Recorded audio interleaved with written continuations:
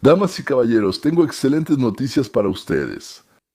El Armagedón petrolero, pero no del mundo, sino de Irán.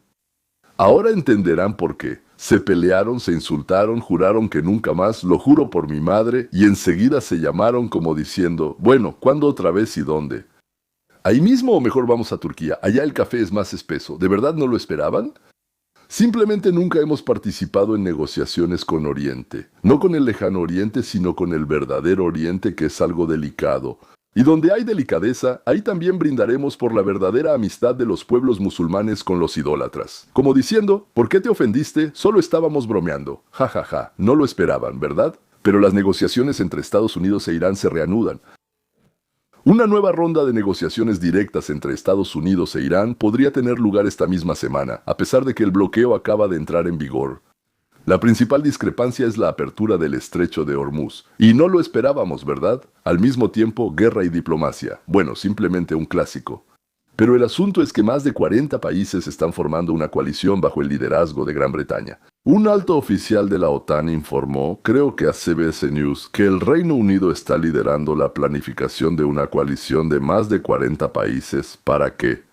Para abrir el estrecho de Hormuz y proteger la libertad de navegación. Opa, opa.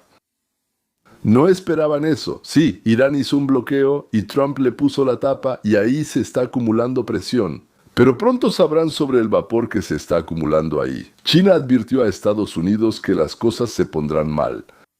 Creo que dijo que será muy malo, pero todavía no especificó qué exactamente será malo. El ministro de Defensa de China, Dong Jun, declaró, tenemos relaciones comerciales y energéticas con Irán. Esperamos que otros no se metan en nuestros asuntos. El estrecho de Hormuz está abierto. Pero a diferencia de los británicos, franceses y otros, él dijo, abierto para nosotros. Bueno, aquí viene el tercer portaaviones de Estados Unidos. ¿Va para allá por los hotcakes o qué? Simplemente para pasear se aburrieron. ¿Es esto una amenaza directa de confrontación entre estadounidenses y chinos? ¿O es una amenaza indirecta, algo parecido a la seña soviética de la higa en el bolsillo? Les hacemos la higuera pero no la mostramos, la guardamos en el bolsillo. O sea, es un ni lo sueñen para ustedes, pero ni se enteran. Y no lo sabrán. Somos inteligentes, no valientes. Y claro, querían saber cuánto cuesta criar a un hijo viviendo en una ciudad mediana o grande de Estados Unidos. Se los voy a contar, y de inmediato entenderán por qué la tasa de natalidad es tan baja aquí, pero de eso hablaremos más adelante. Y ahora, antes de revelar el secreto de la natalidad, hablemos de la noticia del día, sobre que en Irán en 12 días comenzará el Armagedón. Y además será un Armagedón petrolero, y cómo esto afectará la guerra, la paz y la necesidad de que los ayatolás compren un edificio de departamentos en la región de Moscú, o tal vez dos. Amigos, hoy vamos a hablar de una bomba de tiempo.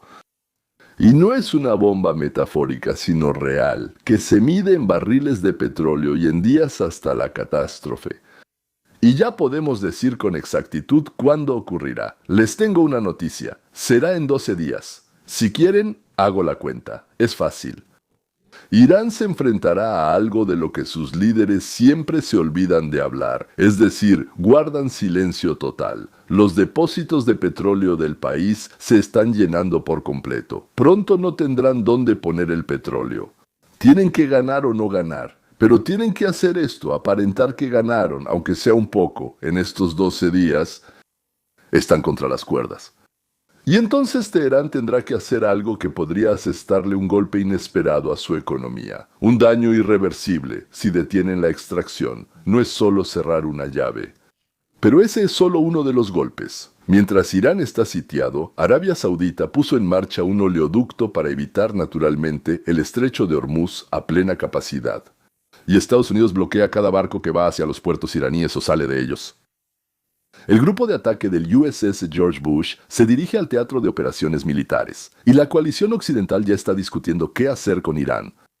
Después de la guerra, aquí tienen el panorama completo, cómo funciona todo esto, por qué es mortal para el régimen y qué le espera a la región después. Por cierto, para los que aún no se han suscrito, ahora tienen una oportunidad increíble de hacerlo completamente gratis y de hacer clic en la campanita gratis.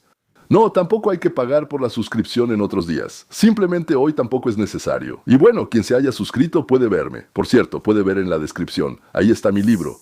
que por cierto también se puede descargar gratis, y luego recibir en el mismo correo electrónico con el que descargaron el libro.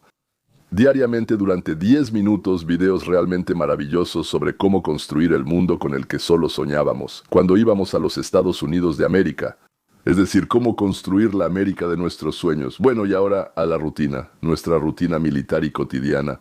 El 28 de febrero de 2026 Estados Unidos e Israel realizaron ataques aéreos conjuntos contra Irán.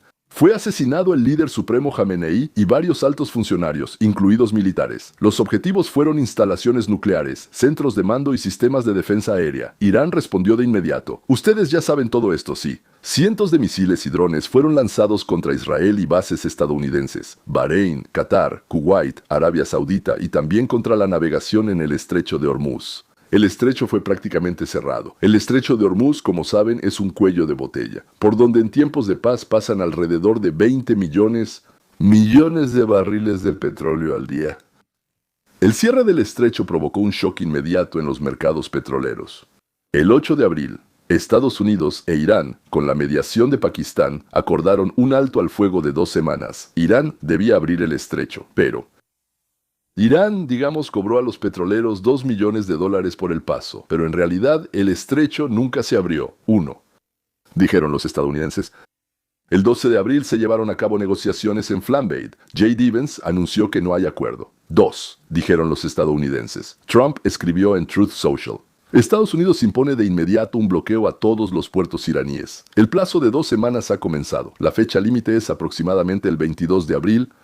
Y cada día de este periodo juega en contra de Irán. Vamos a analizarlo.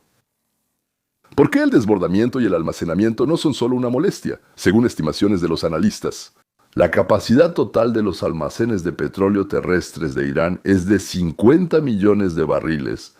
Al momento de comenzar el bloqueo, estaban llenos al 60%, quedaban alrededor de 18 a 20 millones de barriles de capacidad libre. Irán produce aproximadamente 3 millones de barriles por día. El consumo interno varía. El excedente de exportación que antes se enviaba al extranjero, principalmente a China e India. Eso es aproximadamente 1.5 millones de barriles por día, matemáticas simples. Entre 18 y 20 millones de barriles de capacidad libre, 1.5 millones de barriles de petróleo excedente al día.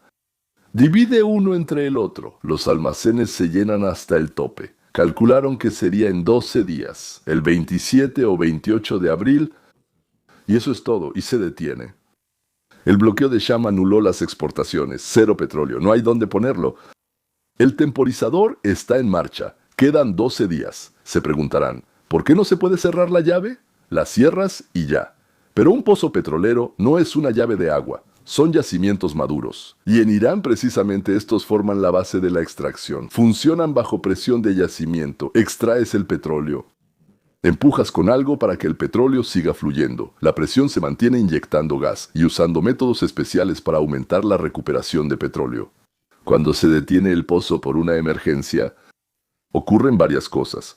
Primero, la presión del yacimiento cae bruscamente. Segundo, se altera la estructura de la roca almacén. En tercer lugar, parte de las reservas se vuelve físicamente inaccesible y para su información, de manera permanente. Los yacimientos iraníes ya estaban perdiendo producción, aproximadamente entre un 8 y un 10% al año debido al agotamiento natural. La detención forzada acelerará esta degradación muchas veces, según estimaciones de expertos.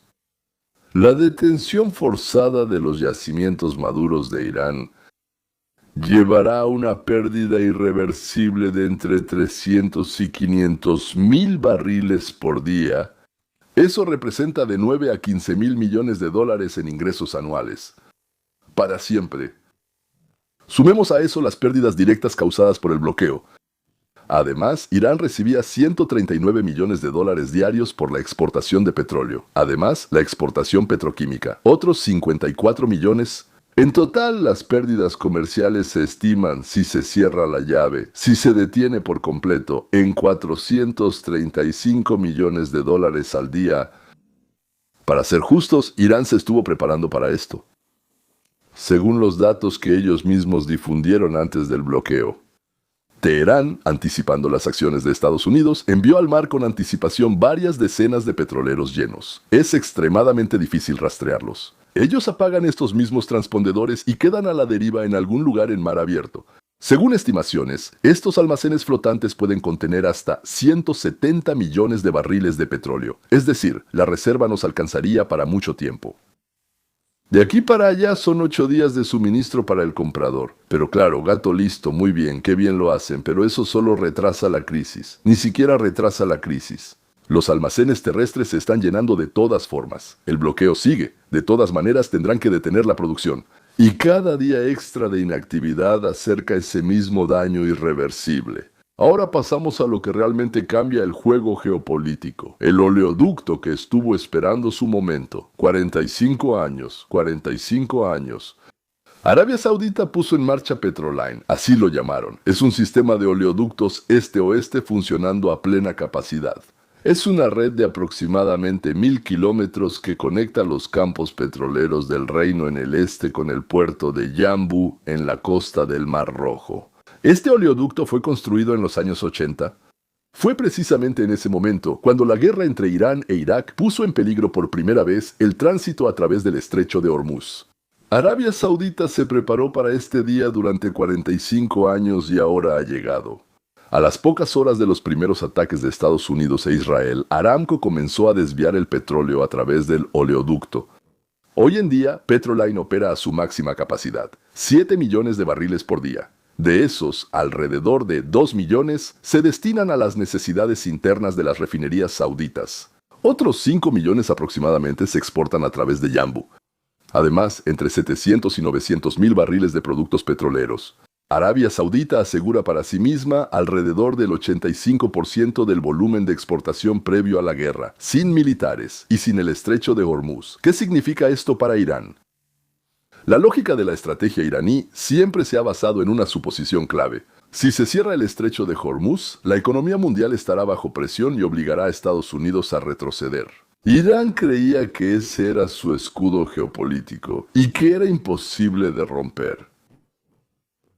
Pero ese escudo empezó a funcionar en su contra. Mientras Irán mantenga el estrecho cerrado, se está privando de ingresos. Y no causa el dolor a la economía mundial que esperaba. Y el oleoducto saudita absorbe el golpe. Es más, poner el oleoducto a plena capacidad no es una medida temporal. Bloomberg lo llamó directamente un movimiento estratégico magistral. Arabia Saudita incorporó la ruta alternativa al estrecho de Hormuz en su arquitectura de exportación a largo plazo. Incluso si el estrecho se abre mañana, el reino usará el oleoducto en paralelo, como respaldo. Hay que ser honestos, la ruta alternativa de Arabia Saudita tiene puntos débiles. El petróleo de Yanbu debe pasar por otro estrecho estratégico, Bab el-Mandeb, que conecta el Mar Rojo con el Océano Índico. Y en la costa yemení de ese estrecho están los hutíes. Los hutíes ya han declarado que están listos para atacar de nuevo la navegación en el Mar Rojo en solidaridad con Teherán. Además, a principios de abril hubo un retiro. Fue atacada una de las estaciones de bombeo de Petroline. Esto redujo temporalmente su capacidad en aproximadamente 700,000 barriles por día. El 12 de abril el Ministerio de Energía de Arabia Saudita confirmó que el oleoducto fue restaurado a plena capacidad, pero el hecho en sí es significativo: ataques. Irán o sus aliados entienden la importancia estratégica de Petroline y tratarán de interrumpirlo. Hasta ahora no les ha salido muy bien, pero lo seguirán intentando. El 13 de abril de 1926, a las 10 de la mañana hora del este, entró en vigor el bloqueo naval de Estados Unidos. CENTCOM anunció que la operación se aplica a todos los barcos, escuchen bien, que entren o salgan de los puertos iraníes. En el Golfo Pérsico, el Golfo de Omán, sin importar la bandera. Una aclaración importante. El tránsito marítimo a través del estrecho de Hormuz hacia puertos de terceros países no está bloqueado por Estados Unidos. Estados Unidos no quiere asfixiar completamente la economía mundial. Quieren asfixiar específicamente la economía iraní. Ya en las primeras 24 horas, CENTCOM informó: 10,000 militares estadounidenses, más de una docena de buques de guerra y decenas de aviones están asegurando el bloqueo. Ningún barco intentó violarla. 6 barcos comerciales fueron interceptados y enviados de regreso a los puertos iraníes. ¿Qué es lo que está bloqueado? Principalmente el petróleo, por supuesto, pero ese no es el único golpe. Más del 90% del comercio exterior de Irán, por un valor de aproximadamente 110.000 millones de dólares al año, pasa por los puertos iraníes. El punto clave es la isla de Kark, por donde pasa el 92% de las exportaciones de petróleo de Irán. Las instalaciones petroquímicas en Asaluye y el puerto de Yamama Jamenei también están bloqueadas. Irán lo ha perdido todo. Petróleo, petroquímicos, bienes importados, componentes, alimentos. Esto no son sanciones con resquicios, es un bloqueo físico. Trump escribió que ordenó a la flota interceptar cada barco en aguas internacionales que haya pagado a Irán por el paso. También amenazó con atacar las lanchas rápidas iraníes al estilo de una operación contra narcotraficantes. Inmediatamente y sin previo aviso. ¡Pum! Y ya no están. Ahora lleva un tercer nombre. George Bush, el último de la clase Nimitz, el 10º en total, salió de la base naval en Norfolk. Su grupo de ataque incluye 3 destructores, barcos de suministro, un submarino nuclear y creo 80 o 90 aviones, incluyendo cazas, aviones de guerra electrónica, esos Growlers. Según los últimos datos, Bush se encuentra cerca de Lenin, de las costas de Sudáfrica, y se dirige a la región. En los próximos días entrará en la zona de operaciones. Es decir, antes de su llegada, Estados Unidos mantenía 2 portaaviones en la región, el Lincoln y el Ford. Después del incendio a bordo, el Ford se retiró al mar Mediterráneo para reparaciones, pero sigue participando en la operación. ¿Y qué cambia con el tercero? 3 grupos de ataque de portaaviones en una sola región es una concentración sin precedentes de la Marina estadounidense. Ni siquiera recuerdo si algo así sucedió durante la Operación Libertad iraní, llamada así en 2003. Un portaaviones es capaz de generar alrededor de 120 salidas de combate al día.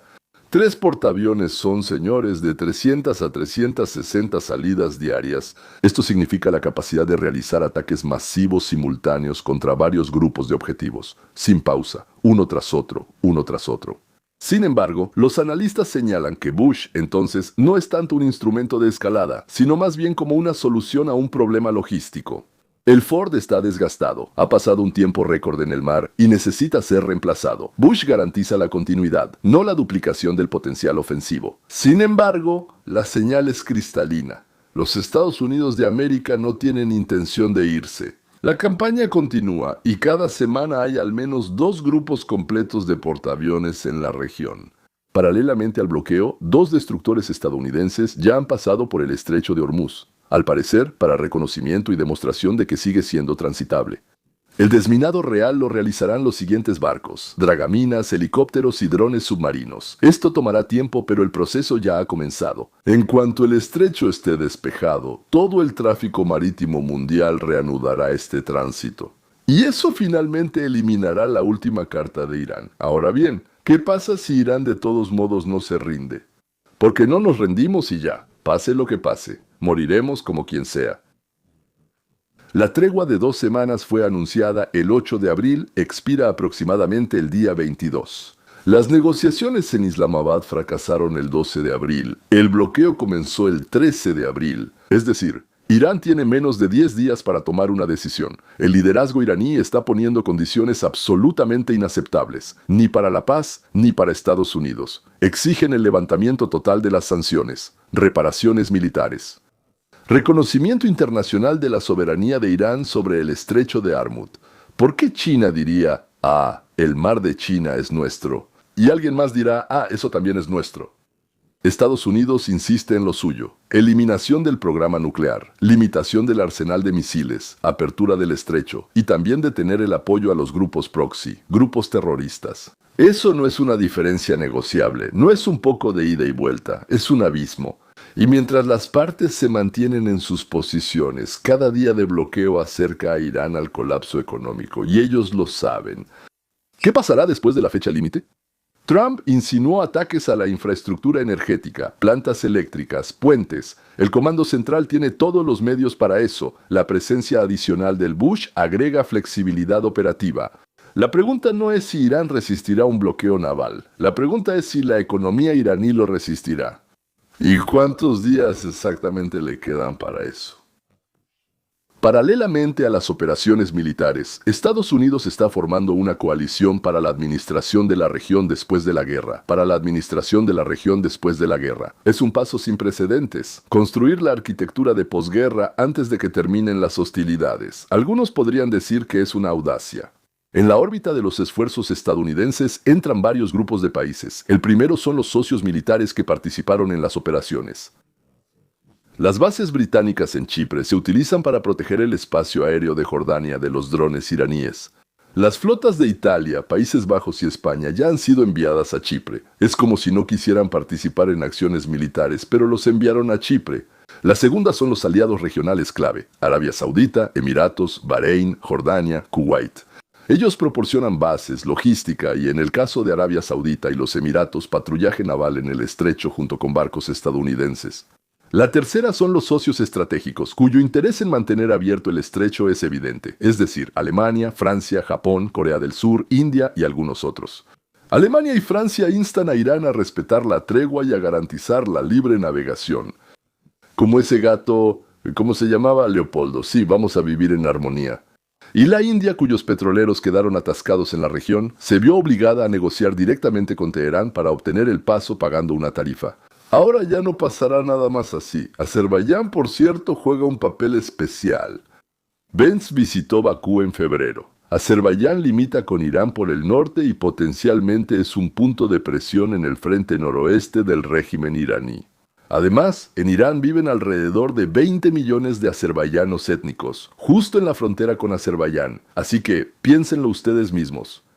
El objetivo posterior a la guerra que se discute públicamente no es la ocupación ni la anexión, es lo que los analistas llaman el modelo de Irak. Después de 1991, es decir, un sistema de presión y contención sin la presencia física de tropas en la frontera iraní. Por supuesto, la diferencia con Irak debe ser enorme. En Irak hubo un caos terrible. Bardel, como dicen los hebreohablantes. Ahí tenían un bardel, pero no era un burdel, era un caos. Elementos concretos: control internacional sobre el programa nuclear iraní, no un control como antes. Control, un régimen de inspección de los sitios de misiles. Presencia naval constante de los aliados. ¿Para qué se necesita esto? Muy sencillo. Para que no digan, ya está, ya no nos van a visitar más. Adiós, vamos a cerrar las puertas. ¿Qué puertas van a cerrar? Las puertas están en nuestras manos. Trump hablaba de una opción más radical, de hecho, establecer el control sobre la estructura petrolera iraní. Infraestructura, yo diría. Lo que más me gusta es quedarme con el petróleo iraní. Lo declaró en una entrevista con el Financial Times. En inglés suena mejor. En ruso, mi cosa favorita. ¿Qué es lo que más me gustaría?, dijo Trump.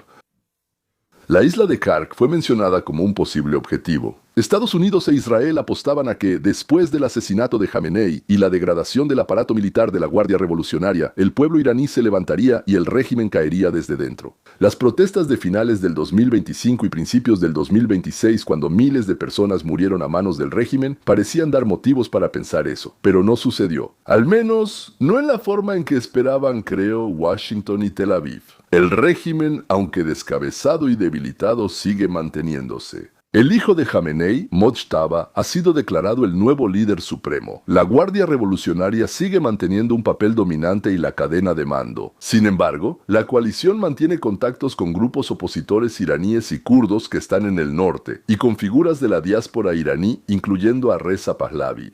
Esta es una apuesta a largo plazo, no por una victoria rápida, sino por una erosión gradual del régimen. ¿Cómo cambia esto la ecuación para Teherán?, se preguntarán. Ahí está el punto. Si se tratara de una guerra bilateral entre Estados Unidos e Irán, Teherán tendría argumentos para su audiencia interna. Estamos enfrentándonos al enemigo. Pero cuando todo el Golfo Pérsico, todos los vecinos, la mitad de la OTAN y la mayoría de los principales consumidores se consolidan contra Irán, Irán ya no es una víctima del imperialismo, se convierte en un país que está solo contra el resto del mundo, pues como Rusia. Y pierde económicamente, día tras día. Vamos a dejar de lado por un minuto los mapas militares y los barriles de petróleo. Porque detrás de todo esto hay una cuestión que estudia la ciencia de la libertad, que de hecho es la que yo enseño. El régimen iraní es un estado construido sobre la coerción. Coerción a la sumisión religiosa, coerción al silencio político, coerción a la dependencia económica del poder. Friedrich Hayek describió: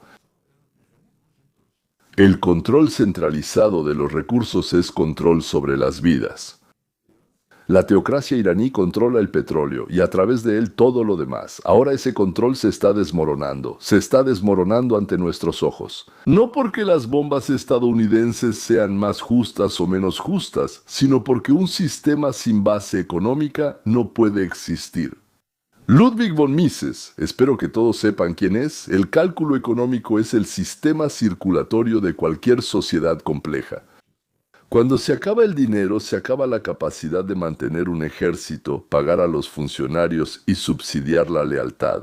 No es una cuestión de moral, es una cuestión de física económica o de matemáticas o de biología, díganlo como quieran.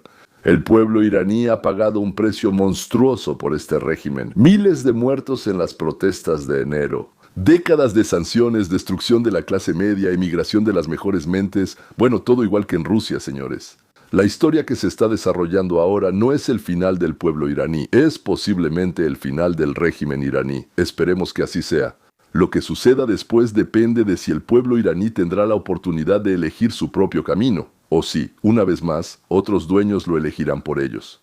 Aquí está la pregunta que realmente debería preocupar a todos. ¿Quién va a elegir? ¿El pueblo o alguien más por él? Así que, vamos a resumir. Primero, en aproximadamente 10 días los almacenes de petróleo iraníes estarán llenos. Tendrán que detener la producción. Esto causará un daño irreversible. De 300 a 500 mil barriles de producción diaria se perderán para siempre. O sea, son 915 mil millones de dólares de ingresos anuales para siempre. Segundo, el oleoducto saudita Petroline alcanzó su máxima capacidad de 7 millones de barriles por día. La principal carta de Irán, la amenaza de bloquear el suministro mundial de petróleo, queda neutralizada. Todavía no está completamente neutralizada, pero va en camino. Tercero, Estados Unidos bloqueó completamente todos los puertos iraníes. Cada barco, cada mercancía, cada dólar está bajo el control de la Marina de los Estados Unidos. Cuarto, el portaaviones Bush se dirige al teatro de operaciones. Estados Unidos asegura la continuidad de su presencia militar sin importar cuánto tiempo dure este conflicto. Con la llegada de este grupo mostramos, estaremos ahí por mucho tiempo.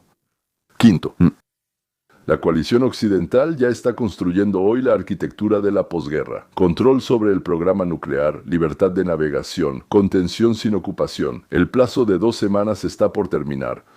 Teherán se enfrenta a una elección que se vuelve cada vez más limitada con cada día que pasa. Si este análisis te resulta útil, suscríbete al canal y activa la campanita. Analizamos los acontecimientos de una manera diferente a como lo hacen los medios oficiales.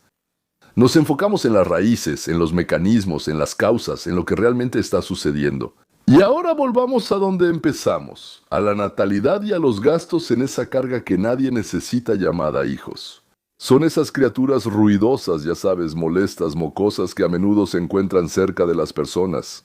Según el análisis de Lending 3, el gasto de criar a un hijo hasta los 18 años, en 2026 ascienden a $303.418 estadounidenses, eso es $16.857 al año. El cálculo se hizo para una familia con un ingreso promedio de alrededor de 100.000 teniendo en cuenta las deducciones fiscales. No es para multimillonarios. Por supuesto, la universidad no está incluida. Dios no quiera que envíes a tu hijo a un lavado de cerebro por el que no te pagan a ti.